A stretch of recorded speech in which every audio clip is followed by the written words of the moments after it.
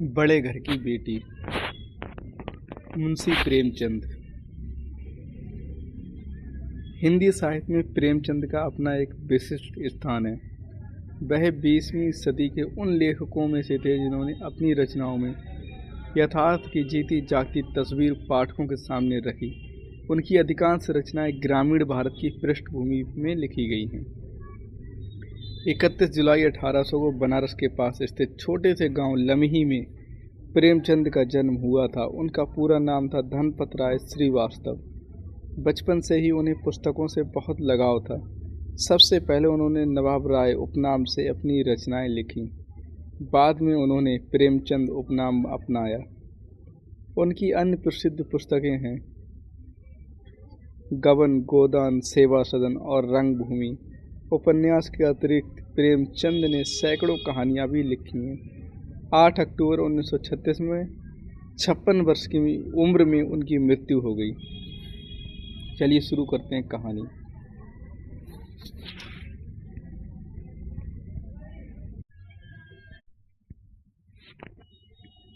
बेनी माधव सिंह गौरीपुर गांव के जमींदार और नंबरदार थे। उनके पितामह किसी समय बड़े धन संपन्न थे। गांव का पक्का तालाब और मंदिर, जिनकी अब मरम्मत भी मुश्किल थी, उन्हीं की कीर्ति स्तंभ थे। कहते हैं इस दरवाजे पर हाथी झूमता था।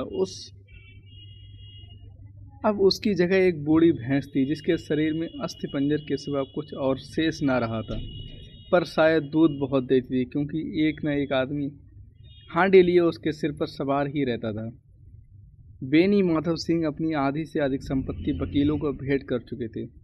उनकी वर्तमान आय 1000 रुपये वार्षिक से अधिक न थी। ठाकुर साहब के 2 बेटे थे।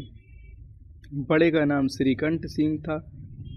उसने बहुत दिनों के परिश्रम और उद्योग के बाद BA की डिग्री प्राप्त की थी। अब एक दफ्तर में नौकर था।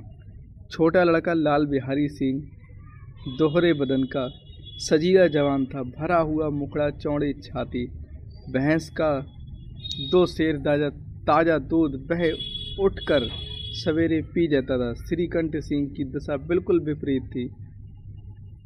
इन नेत्र प्रिय गुणों को उन्होंने BA हिंदी 2 अक्षर पर न्यौछावर कर दिया था। इन 2 अक्षरों के उनके शरीर को निर्बल और चेहरे को कांतिहीन बना दिया था।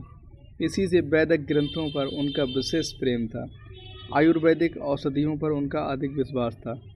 शाम सवेरे से उनके कमरे से प्रायः खरल की सुरीली कर्ल मधुर ध्वनि सुनाई दिया करती थी। लाहौर और कलकत्ते के वैद्यों से बड़ी लिखा पड़ी रहती थी। श्रीकंठ इस अंग्रेजी डिग्री के अधिपति होने पर भी अंग्रेजी सामाजिक प्रथाओं के विशेष प्रेमी न थे, बल्कि वे बहुधा बड़े जोर से उसकी निंदा और तिरस्कार किया करते थे। इसी से गांव में उनका बड़ा सम्मान था। दशहरे के दिनों में बड़े उत्साह से रामलीला में सम्मिलित होते और स्वयं किसी न किसी पात्र का पार्ट लेते थे। गौरीपुर में रामलीला के वही जन्मदाता थे। प्राचीन हिंदू सभ्यता का गुणगान उनकी धार्मिकता का प्रधान अंग था। सम्मिलित कुटुंब के तो वह एकमात्र उपासक थे। आजकल स्त्रियों को कुटुंब में मिलजुल कर रहने की जो रुचि होती है, उसे वह जाति और देश दोनों के लिए हानिकारक समझते थे। यही कारण था कि गांव की ललनाएं उनकी निंदक थीं। कोई तो उन्हें अपना शत्रु समझने में भी संकोच न करती थी। स्वयं उनकी पत्नी को ही इस विषय में उनसे विरोध था। यह इसलिए नहीं कि उसे अपने सास ससुर, देवर या जेठ आदि से घृणा थी, बल्कि उसका विचार था कि यदि बहुत कुछ सहने और तरह देने पर भी परिवार के साथ निर्वाह न हो सके तो आए दिन की कलह से जीवन को नष्ट करने की अपेक्षा यही उत्तम है कि अपनी खिचड़ी अलग पकाई जाए। आनंदी एक बड़े उच्च कुल की लड़की थी। उसके बाप एक छोटी सी रियासत के ताल्लुकेदार थे। विशाल भवन, एक हाथी, 3 कुत्ते, बाज, बहरी, सिकरे, झाड़ फानूस, ऑर्डिनेटरी, मजिस्ट्रेटी और ऋण जो एक प्रतिष्ठित ताल्लुकेदार के भोग्य पदार्थ हैं, सभी यहाँ विद्यमान थे। भूप सिंह बड़े उदार चित्त और प्रतिभाशाली पुरुष थे, पर दुर्भाग्य से लड़का एक भी न था। 7 लड़कियां हुईं और दैवयोग से सब की सब जीवित रहीं। पहली उमंग में तो उन्होंने 3 बिहा दिल खोल कर किए, पर 15-20 हज़ार रुपयों का कर्ज सिर पर हो गया तो आंखें खुलीं। हाथ समेट लिया। आनंदी चौथी लड़की थी। वह अपनी सब बहनों से अधिक रूपवती और गुणवती थी। इससे ठाकुर बीप सिंह उसे बहुत प्यार करते थे। सुंदर संतान को कदाचित उसके माता पिता भी अधिक चाहते हैं। ठाकुर साहब बड़े धर्म संकट में थे कि इसका विवाह कहाँ करें। ना तो यही चाहते थे कि ऋण का बोझ बढ़े और ना यही स्वीकार था कि उसे अपने को भाग्यहीन समझना पड़े। एक दिन श्रीकंठ उनके पास किसी चंदे का रुपया मांगने आया। शायद नागरी प्रचार का चंदा था। भूप सिंह उनके स्वभाव पर रीझ गए और धूमधाम से श्रीकंठ सिंह का आनंदी के साथ ब्याह हो गया। आनंदी अपने नए घर में आई तो यहाँ का रंग ढंग कुछ और ही दिखा।